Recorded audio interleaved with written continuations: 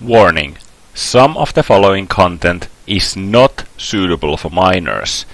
If you are under the age of 18, please do not watch this video any further. Thank you.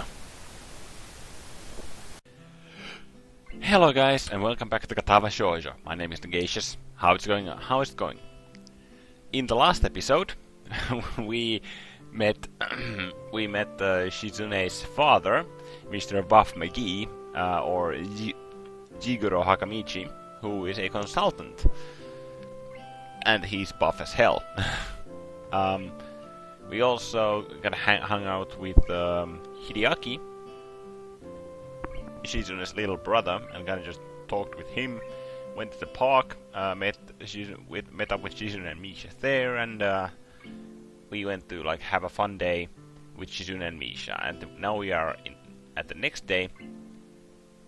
At the next day's beginning in our guest room. So let's get going. I've been neglecting my sign language studies, so I should probably spend more time studying up on it. Although I think I've learned a lot by just osmosis. I'm very proud of that, and I will have to be careful not to brag about it. Most of the books I brought with me aren't manuals on learning sign language, but studies about different signing dialects. I know Shizune has some secret signals with Misha that only the two of them know the meaning of. After seeing a couple of them, this book caught my eye in the school library.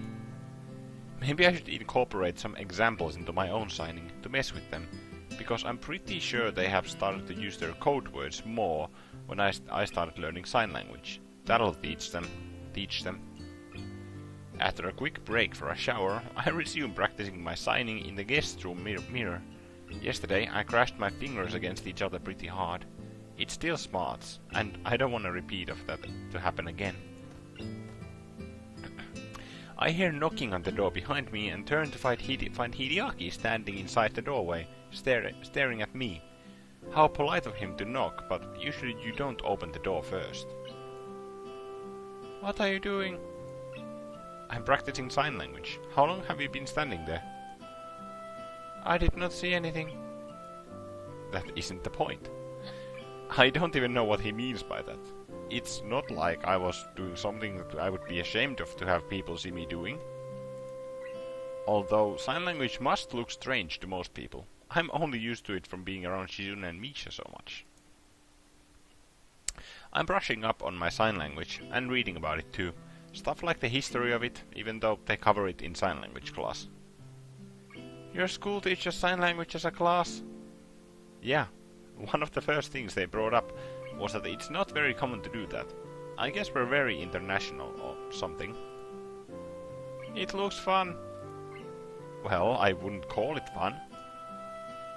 If you do not enjoy this, it seems like a lot of work to go through just to talk to my sister. Why does everyone keep saying that? Hideaki's mouth twitches like he's about to laugh, but he restrains himself. Come to think of it, he hasn't laughed once since I met him. I could take it as a compliment that he doesn't laugh at me, but I'm curious to see it. Laugh.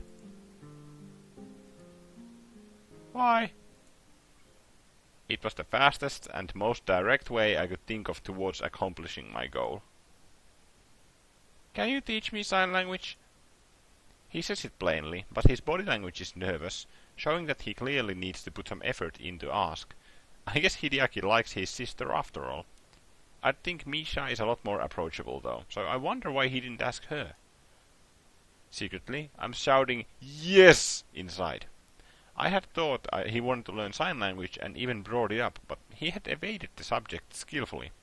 It turns out I was right after all. I don't really know why this makes me so pleased. Sure. But now that I think of it, I'm not a sign language teacher. I don't even know where to start. In class, I'd be learning stuff gradually over a week. Does Hideaki expect me to teach him everything usable in a one-day crash course? My teacher spent a couple of days giving a history of sign language. I decided to start off with that, to buy some time to figure out how can I seek it into the hard stuff. 5 minutes in, Hideaki raises his hand. I don't understand what you are doing.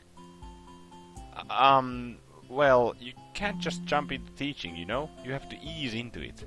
It's like when you go swimming. You just don't jump into the lake like in some movie. I do not swim. It's like scientists managed to create a process to suck out all the hyperactive, infuriating, and childish qualities of a small child and then implant them into the dad, creating a raging jerk dad and leaving behind Hideaki. I begin to feel claustrophobic, despite the fact that the guest room is 3 times bigger than my dorm room, and there's just the 2 of us here. It's all in my head, I know it, and I don't care. I still use it as an excuse to move the lesson outside. Oh! It's a lot easier to concentrate out here. Even the precious few seconds it took to relocate managed to allow me to sort my thoughts. There were no questions during this time. Hideaki can't seem to talk and walk at the same time. Eventually, however, I start to realize that if I'm going to teach him anything, I have to keep the lesson constantly moving. The second there's an opening for it, he'll ask a question, which will lead to more questions. Then there's no end to it. The second time he asks me why a certain hand motion means what it does, and I have to reach deep into my memory to look for etymology. Etymology. I don't know about the gesture I only knew about a month longer than him. I start looking for an out. Hideaki, let's take a break. Okay. What is your school like? This kid is like a little reporter, but it makes sense for someone his age to be curious. And this is one question I don't mind. What's it like? I never really thought about it. It's on top of this mountain, and it feels kinda isolated and lonely up there sometimes. Even though that's also why it has a pretty great view. The students there are interesting. Actually, I felt bad at first. You know what kind of school it is, right? Yes. I swear, Hideaki starts sounding more and more like Rin every time. I felt bad because I didn't want to go there. I don't even remember exactly what I was thinking at the time. Probably it was something like a school for crippled people would be a depressing place. They were telling me to go be forgotten there. Then everyone there was just living their lives for the most part. So I felt even worse. It wasn't different at all, so I felt kind of like a jerk. Shizune was the first person I met. She's in most of my classes. Misha too, as they're always together. I guess the school is accommodating enough to pair them up as much as possible. There's this girl in my class, Hanako, whom I feel bad for. She has these burns and seems to have a complex about them. Oh, Hisao. But I think she looks fine. She's a cute girl. And friends with Lily too. You know Lily, right? Does she bring up Hanako? Yes, sometimes. I'm trying to remember who else is interesting. Well, we have a little track star ace who runs on these prosthetics. Ah, Emmy! There's this one girl, Rin, who doesn't have arms, but she's a great painter. All her art has this harsh, alive quality. Have you ever been to Yamaku? You've probably seen some of it hanging around. A little weird sometimes, but I always heard that artistic and creative types are like that. That reminds me, the guy who lives across the hall from me is pretty weird too. But he can be interesting at least. You are also interesting. Is that bad? And what's with that tone? What does that even mean? Are you saying I'm weird, Hideaki? You talk a lot. My first instinct is to go on the defensive, but the more I think about it, he has a point. That's right, I do talk a lot. I don't think I used to. I think it's probably because of all the time I spend around Shizune and Misha. Talking with them, I get caught up in all their circular logic and just how they do everything. I feel like I'm going to be drowned out or left behind. My sister can drown you out? It's not like she's literally talking over me and stuff, obviously. It's hard to explain. They have more energy than I do. It's like an aggressiveness. I don't feel like I have to match it, but I want to. I think maybe your sister has that effect on people. Do you look up to your sister? He stares at me blankly, tense and confused as to how to react to the question. I will be better than Shizune. Better at what? At everything. Like what? I can do magic tricks. You mean like telling people you've got their nose, or more like the kind of magic where you pull a rabbit out of your ass? Out of your ass, really? He doesn't look happy. Sometimes I will see Hideaki laugh. I might just try tickling him if I have to. Oh, it's Buff McGee. The back door flies open and Jiguro strides out of it, keeping his back straight and taking giant, slow, regal strides, like either a king or a huge jackass. I try to turn away, using the train of logic that if I can't see him, he can't see me. Unfortunately, it doesn't pan out, and he comes over so fast, it's like he appeared out of the air over my shoulder. Oh, what's up here? What are you two doing, flailing your hands around? Playing cat's cradle like a bunch of girls?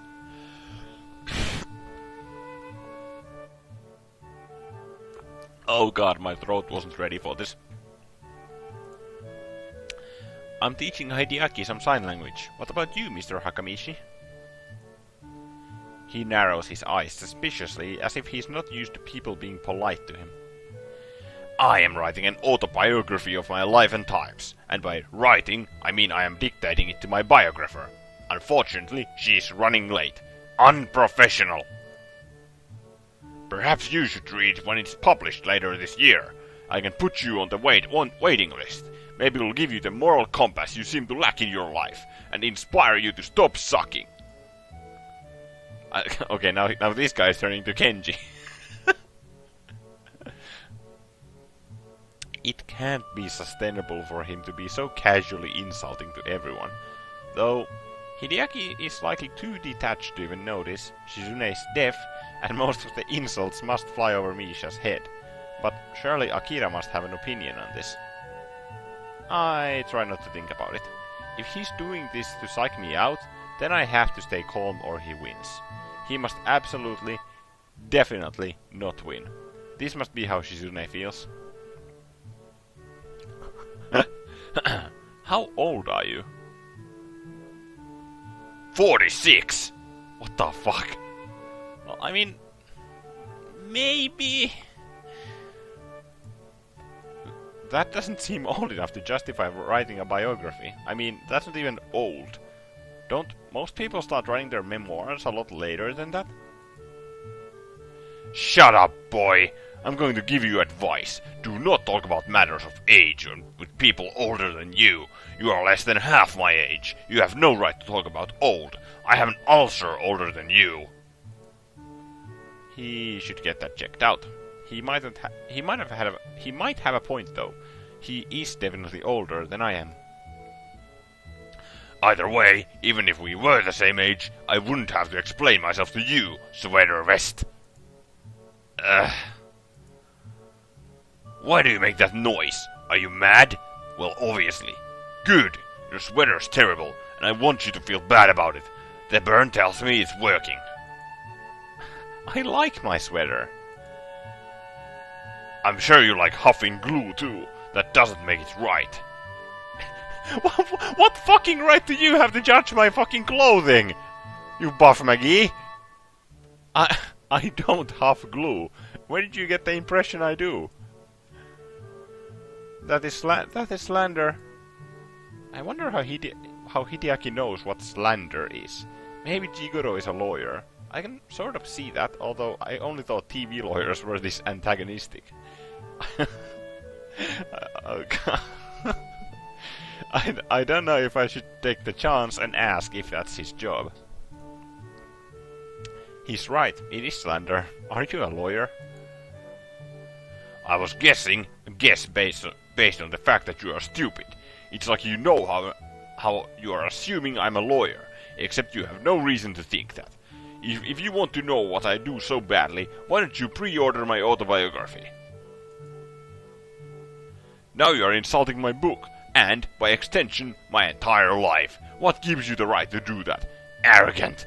I'm trying to think of how I could make you understand my struggle, maybe by beating you with my autobiography. What the fucking dick, Jesus Christ. I hope you walk away from...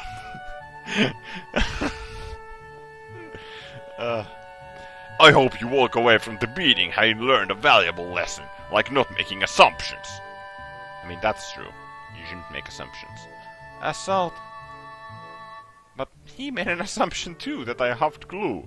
I considered calling him out on this glaring example of hypocrisy, but I don't think it's worth it. He would probably explain his way out of it by saying, "Shut up, boy." Back in my day, children were seen and not heard, and to be an adult meant having experienced many hardships. With even a glance, people could instantly judge a man's character. Childhood existed only to temper you for adulthood. When you look at me, can you not see the catalog of my experiences even at a glance? I can only see some sick muscles, and a sword, and a silver watch, and a badass beard and hair, so no. I don't see any scars anywhere. Maybe? Were you a sword fighter? He could also be a Hawaiian and a werewolf. Wait, did you tell me not to make assumptions? Now you just asked me to assume stuff. And you're saying that everyone when you were my age did it. And that had to be in like the 80s. That wasn't even a long time ago. I'm ready to give him a piece of my mind for talking like he had to walk 15 miles in the snow to ride a coal train, that he had to shovel coal into himself before climbing up a mountain while fighting ogres to get to school. Damn! But now that I finally won the fight, Jiguro is happy to have a good thing going, just to continue to ramble about how difficult it was growing up one generation ago, twirling his sword like a baton and stopping occasionally to yawn or check the time. The tardiness of his autobiographer is still foremost in his mind. Is the autobiographer going to be Yuko? If it's going to be Yuko, I'm going to be... Jesus. That means the whole time he's been insulting me, he must have been doing it just to pass the time. To add insult to insult, his watch is also really nice. When I was your age, kids had responsibilities, not like today. Sickening. No one thinks about the consequences of their actions anymore. They just do whatever they want, thinking no one will hold them accountable since they are young. It's odd, but that description could fit Shizune and Misha. I thought something similar only yesterday, but it only fits them slightly. Look at yourself, an amoral, directionless, delinquent glue huffer, with a complete lack of etiquette and absolutely no fashion sense. You are tomorrow's Japan. Disgraceful. Is this the future of this once great country? Okay, now you start to sound like a politician. I know someone you would get along well with. I would totally want to see a discussion between Kenji and Jiguro. Don't interrupt! Who? One of your friends? Why would I want to talk to some awful teenager? Have you ever even been listening? Why are you so rude, boy? Your attitude is not one that will make you a lot of friends. I wish you would stop giving me so much advice. Or, at least, I wish he would give me advice that he would have the decency to adhere to himself. Where have you been? Huh? Not you, idiot. Oh, it's Shizune. Oops, I didn't notice you there. Shizune smiles and gives a short wave. Her arrival made Jiguro stop talking, so I'm already happy to see her for that reason alone. Misha and I decided to go into town again. Hisao, I noticed you were looking at some clothes yesterday in a store window, and I thought I would go back and buy some of them for you. It was supposed to be a surprise, though. She looks annoyed that the surprise is ruined, and even though she ruined it herself. Here you go. Thanks. Misha wanted to cut her hair. I told her not to, but she said it was too hot for the summer. Yeah, I don't know, that makes a lot of sense to me. It must be like an oven under there. I want to see it. Where is Misha anyway? Over here! Hi, Hichan! Hi, Mr. Shichan's father! Hi, Hideaki!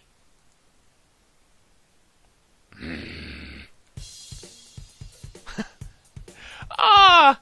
She cut it short! Awesome! That's actually really fucking cool! Misha runs around us once in a wide circle before stopping next to Shizune. For the first time, she hasn't put her hands over my eyes, although now I see she has bags of her own to carry, so it's not like she could have even if she wanted to, although I am positive she's tried before. Her meticulously styled curls are gone now, in favor of a much shorter, sportier look. Misha looks even happier than usual, and probably because she knows she won't have to wake up at the crack of dawn every morning just to do her hair. What is that haircut? You look like an intern. Well, you look like a fucking... I don't know, a sexy man. Burns, 10 out of 10. Your old haircut merely made you look like you were wearing a pink judge wig. Judge is to intern is a huge demotion. Hisao, is he saying something insulting? Tell him not to insult my friends.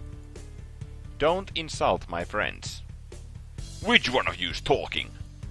Both of us. I agree with her. What do you think, Hichan? You should have kept it the way it was.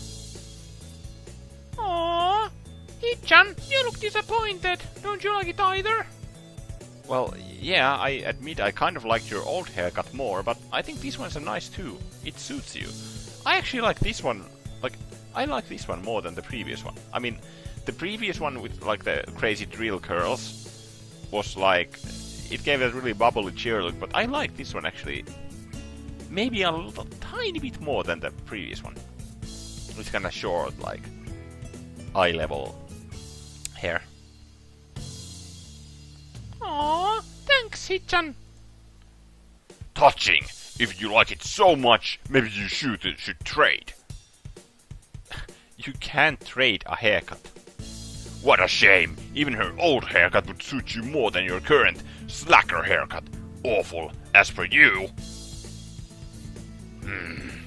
Actually, this is much less garish than your other haircut. I like it. Really? Thanks, Mr. Shizune's dad. It's Mr. Hakamichi. Talk like a normal person.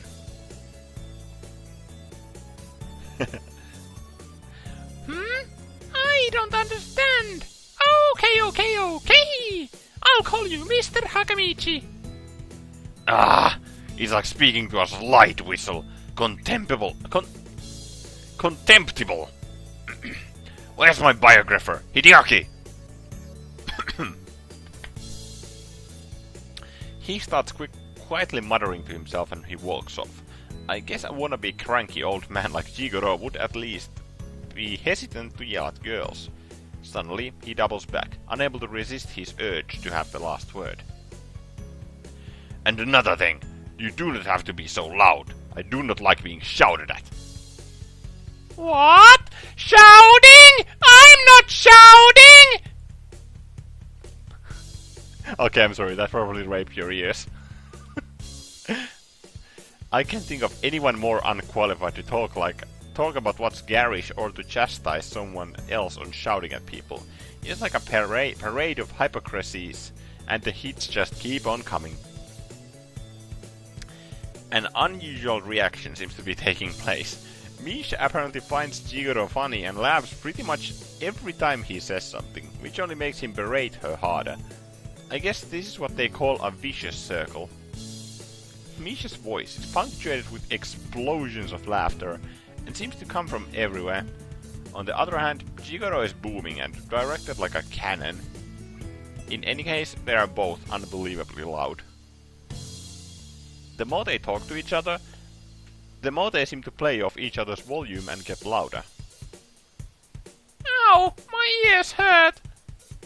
Why are you shouting? I like how that was written in caps as well. Shizune's hands wrap around my eyes from behind, something I'm so used to Misha doing that for the first time I find myself confused by it, since Misha is in front of me. She lets go and holds a finger up to her lips. What a perfect distraction! Now's our opportunity. Let's sneak off. Why do we have to sneak off? Why not just walk off? It wouldn't be as much fun. It's decided. It's a secret mission. Escape without being detected. Extract Hideaki for bonus points. Already, she has simplified the situation into a game. Shizune quietly slides away from the scene and begins edging towards the house. I walk towards it normally. I can't find Shizune at first, but eventually she walks into the main part of the house, sipping a glass of ice water and dangling her glasses back and forth from her free hand. She whips them on as soon as she sees me. You didn't rescue Hideaki. That means you don't get the bonus points. If you were also being graded on style, I'd have to deduct points for a boring escape. It looked like you want to talk to me. I didn't know I had to be stylish about it. You know, some say the most stylish people are the ones who don't try too hard to look cool. You're really cool. I wonder how is it that I can pick up on her sarcasm so easily, and how hard it might have been for her to learn the concept of sarcasm without being able to hear. I can't imagine it. You seem like you're in a good mood.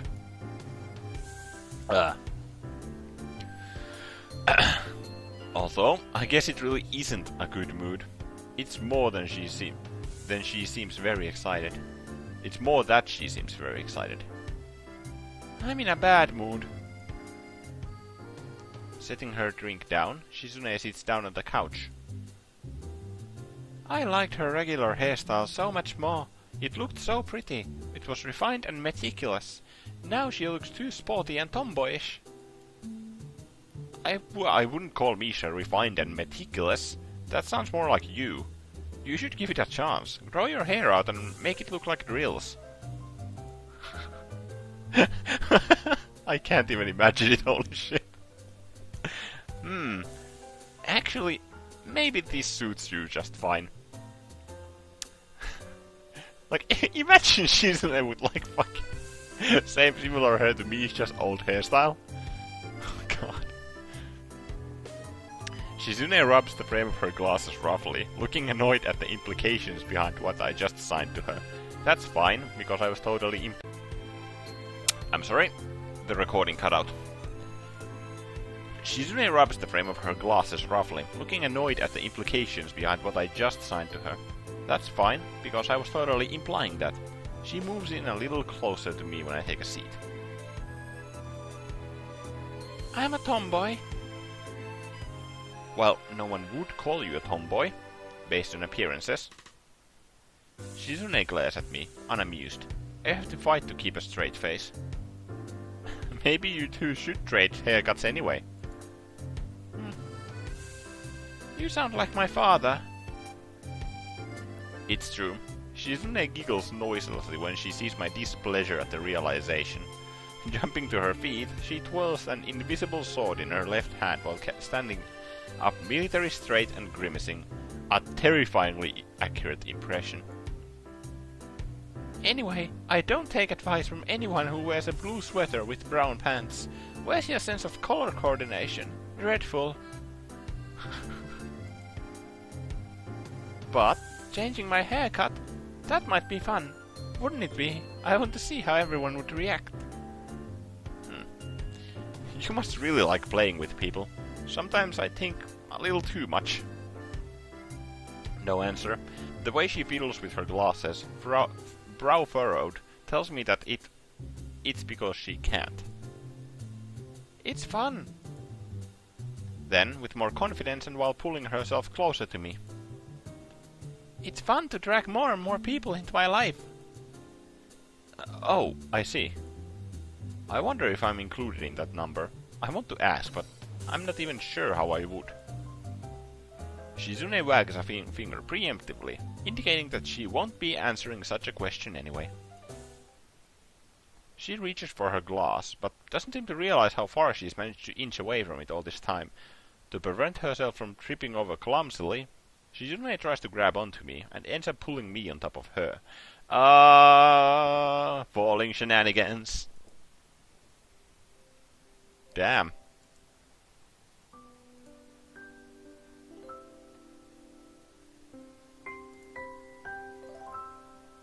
Thumbnail. Just kidding. Oh god, are we just heading into an NSFW scene from this? If we are, fuck. No. No, I don't want to read for like... Okay. As I lean over her, I can feel the heat coming off her body and realize how close we are. I can hear her soft breathing and the slight rustling of her clothes as she momentarily fidgets about. A blush starts to creep into her cheeks, but her eyes stare straight into mine, dark and unblinking. It's the same look from the first time I saw her, piercing and devoid of any clear emotion.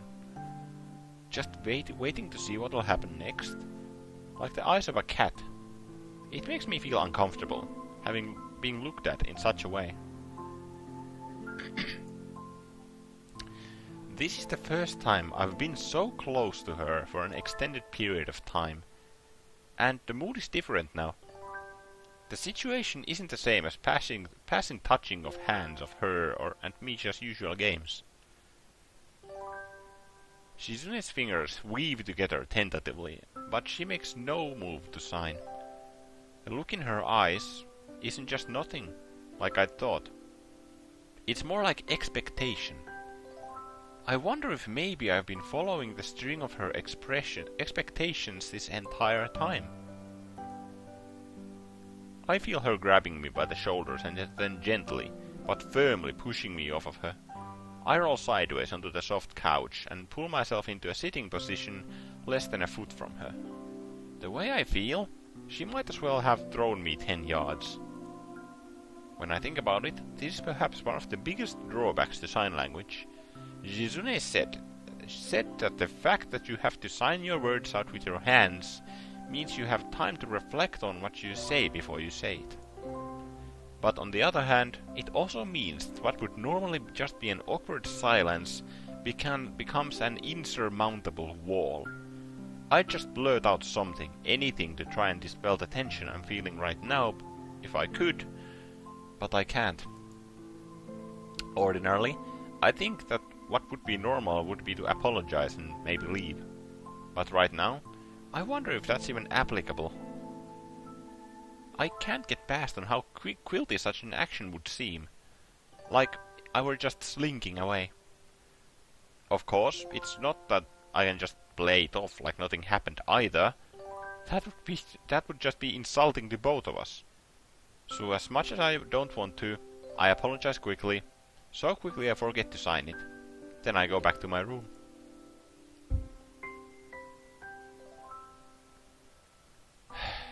Sighing, I let myself fall backwards into bed. I wish I could just go to sleep right now, but I feel wide awake.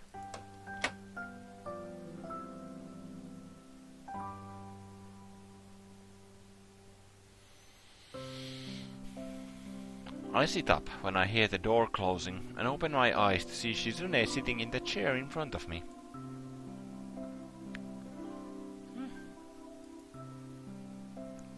She asks a question that goes right over my head. Due to my surprise, it's not a feeling I'm good at concealing, and I don't think it's what she intended. Whatever she was saying, she backs off, and doesn't attempt to sign again for a while. This is the first time I've seen you in your room. Shizune tenses her fingers and puts on an exaggerated attempt to make herself look embarrassed and modest at the thought. I can't appreciate the joke, just the fact that she's here has me feeling a bit scattered. Oh god. Very funny. It isn't even my room. It's your guest room. Besides, you and Misha barged into my room once before. It seems as if she expects me to say more. I remember feeling very panicked when they burst into my room, afraid of what conclusions they would jump to seeing the wall of pills lining the place. I don't think that Shizune remembers, though. It made you nervous. The way she says it so factually stings me. A lot of things make me nervous. You're one of them. It's because you're over-eager to always get people involved in whatever you're doing. Whether it's joining the student council or even taking a break. Whether they want to or not.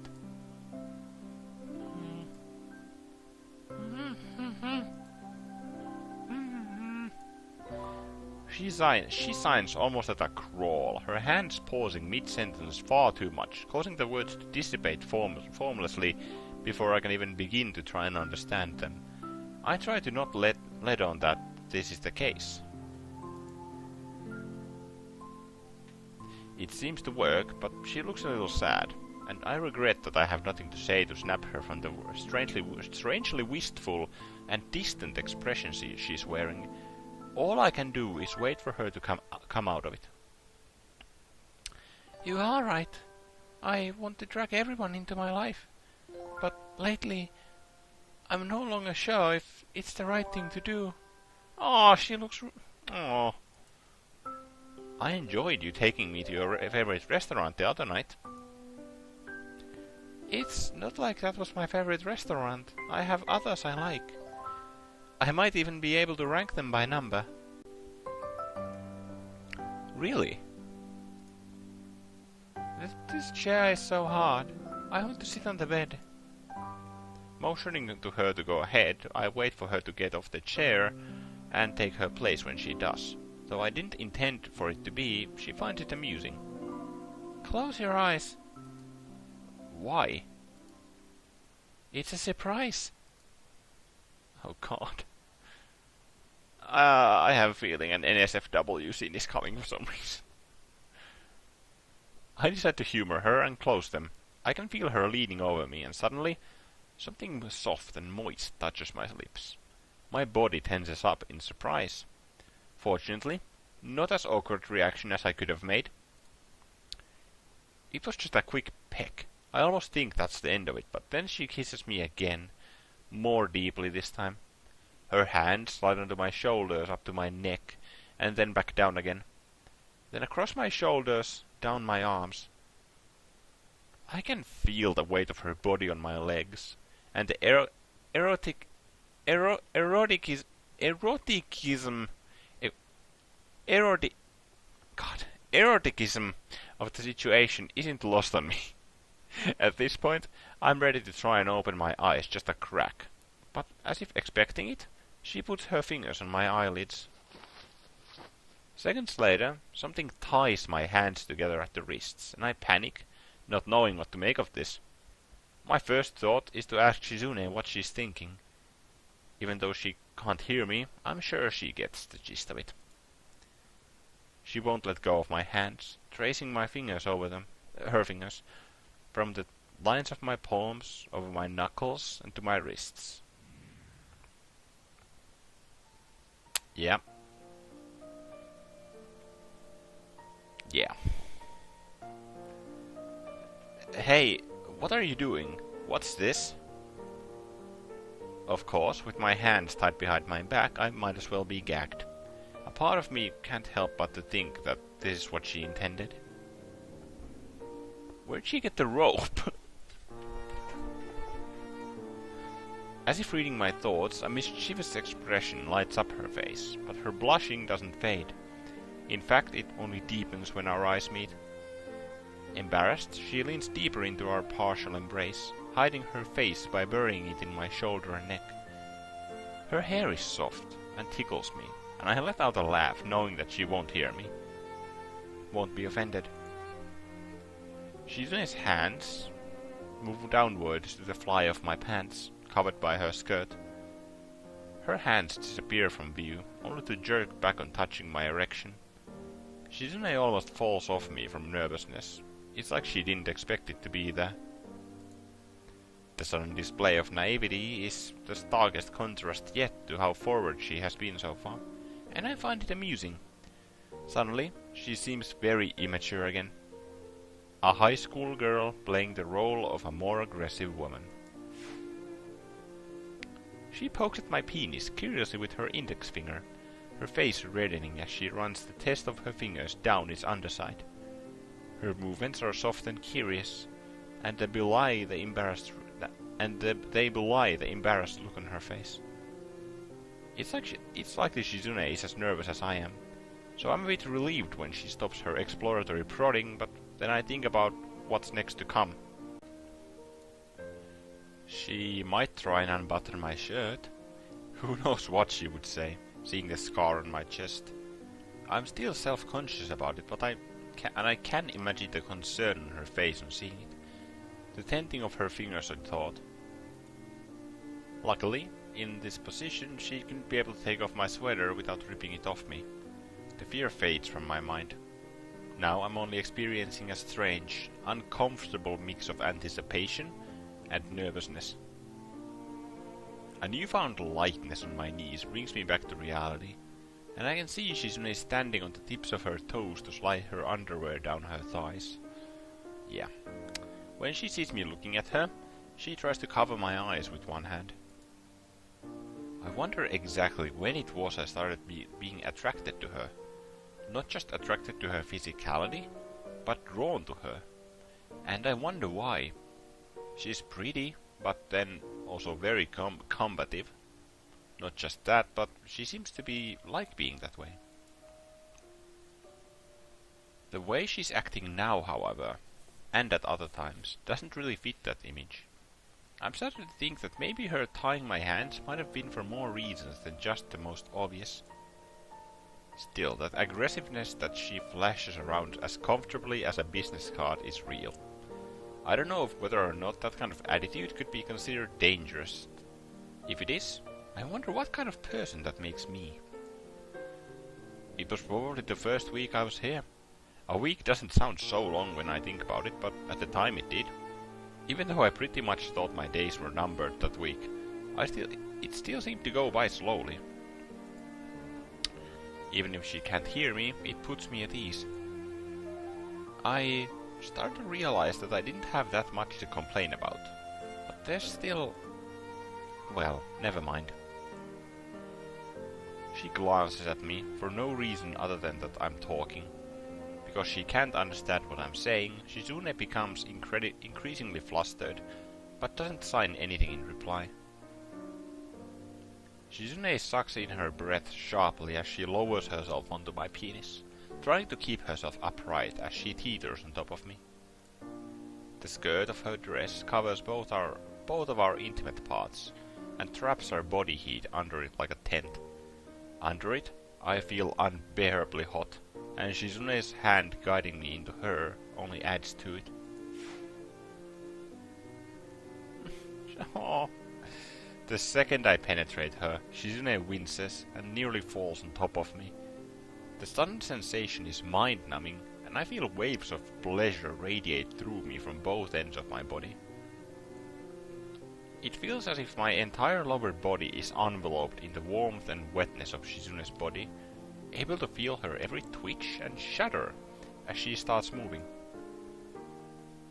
Shizune begins rocking her hips back and forth, at first slowly, but with her tempo increasing each time she pulls herself almost completely off of me, only to plunge back down at the last second. Being so close to her, I can see the sweat beading on her skin and the fog that forms in her glasses when they slide down her nose and too close to her mouth before she pushes them back up. Just take the glasses off, what the fuck? Her fingertips press into my shoulders, holding onto them to steady herself, pushing against them to pull herself off of me, and then running down my arms and grasping for my wrists and hands as she pushes herself back down. Maneuvering around like this is difficult at best. Shizune tries to brace herself against me while pushing herself up and down with her feet. I attempt to kiss her, but only manage to succeed in touching our foreheads together, at least not painfully. My thoughts wander briefly to whether or not the door is locked. If it were to open now, I'd probably have a heart attack, literally. And then there's the question of who would be opening the door. The sense of danger only serves to make Shizune's movements more torturous, and I wish she would speed up. But from this position, it may not even be possible. I start moving my hips upwards in rhythm with her, trying to drive myself deeper into her. It doesn't matter to me that my movements are shaking the chair we're on, creating a loud knock as the wooden chair raps against the wooden floor.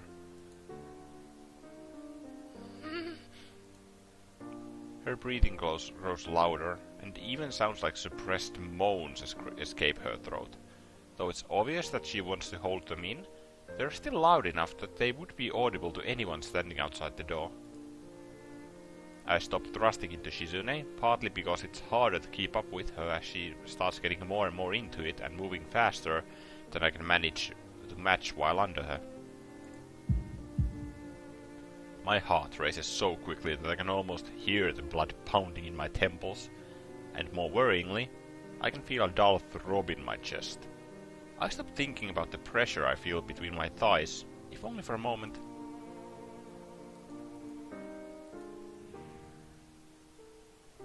That moment, though, is enough. Combined with the tightness of her squeezing herself around me, and the sensation of her skin rubbing against me, I tense up and fire off inside Shizune. A fleeting feeling of power and flight. And in 9 months' time, afterwards, I listen to the sound of my heartbeat slowing down until it reaches its normal rhythm. I listen to the sound of Shizune's breathing as it does the same. Her glasses are slightly askew, and this is the first time she isn't messing around with them in some way. I want to straighten them for her, but the second I try, I'm reminded that I can't. Shizune seems to have forgotten it as well. Instead of getting up, she presses herself against me in the chair to extend her reach. It's almost as if this is the only position she can think of to untie my hands from. This is what I think as I feel her unbinding my wrists. However, she doesn't get off me. Her fingers gently stroke against mine, occasionally bending inwards to run over my palms. It's funny, but I feel more connected to Shizune through this simple act than before. Shizune stays pressed against me like this for some time. It's a little uncomfortable, but it makes me feel happy, as if I could stay like this for hours. Well, that's the NSFW W marking. Also, I don't think they were wearing a condom, so... Children's. Anyways, that's where we are going to drop off this episode of Katawa Shoujo. This is almost an hour long, I think, or like, well, not hour, like 45 minutes, maybe. Thank you guys for watching. I hope you enjoyed this episode. We certainly took some strides. Strides in this one. If you did enjoy, you can drop a comment down below. let me know what you thought of the episode. Any constructive criticism or just banter is welcome.